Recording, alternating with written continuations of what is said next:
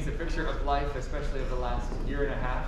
You'll hear some very deep frustration as COVID impacted everybody, certainly some more than most, but it was one of those times in our history where none were immune to the impacts of what was happening throughout the last 18 months, and it gave us an opportunity to find ways to come together and find solutions. And as we know, sometimes we take advantage of those opportunities and find solutions together. Other times there's divisions. As we worked through those 18 months, there was things besides COVID that we all sort of had to observe and watch, whether it was social unrest or just the loss of lifestyle and the loss of loved ones. And when these things happen, of course, when we're adults, it's hard enough to understand, but we do have some tools as we've grown. But as an educator and seeing my students struggle so much, not really understanding what was happening and why these things were happening, it was very painful to be on the other side of a screen and not be able to support them in the way that I knew I could if they were just in the classroom, if we were sharing space together. So you'll hear that sort of that energy certainly in this piece, but it is called romanza, so it's not all storm and stress. There's also what we always know, which is also an incredible intangible of the human spirit, which is hope and joy in the moments that we have together. And with this performance, we'd like to remember all that we've been through, but also remember that now we are once again together.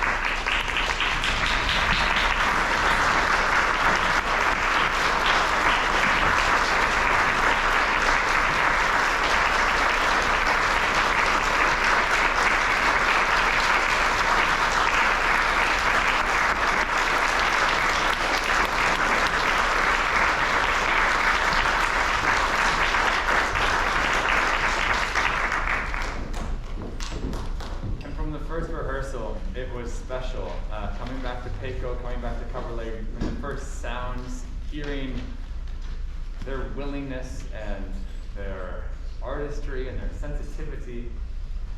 It's been a joy. Every Wednesday has been a highlight of the week. We take a week off as we all have time to be hopefully with families and once again celebrate together the joy of being with our loved ones.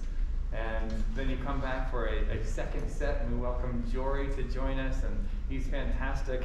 But it's always a wonderful way to start my year, to get to open up the doors, and I work with smaller versions of these youngsters up here at Castellaro Middle School and at Simons Elementary, and I get to wave my arms to older versions of these folks with the Cambrian Symphony. But there's something very special about this organization and what it's meant to me in my development, and I'm always very grateful for the opportunity. And to thank for that was Mr. Ben Simon for welcoming me to Paco Camp in 2004 as a grad student at the conservatory. I made an error in my box suite. I made a memory slip. And we had talked before. I said, Ben, should I do the repeats? And he's like, yes, that way if you have a memory slip, you'll be able to do it again. And so I got to do it again. And he heard something in me that allowed me to join and welcome this family, and it means so much. And plays well with others has been something that has become systemic to every facet of my life. And so I thank Ben Simon and the Paco organization for allowing me to be part of this group for such a long time. And for all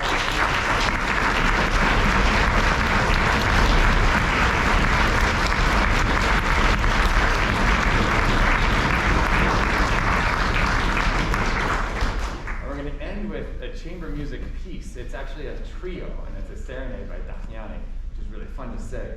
And it's written for violin, viola, and cello. So what you'll see is all of the violinists playing the first violin part, and then the violists will play the viola part, and the cellists will play the cello part. We're going to play 3 of the 5 movements. First one is a march, and then we have a theme and variations, and then we end with an incredibly fun and fast barn burner, a rondo.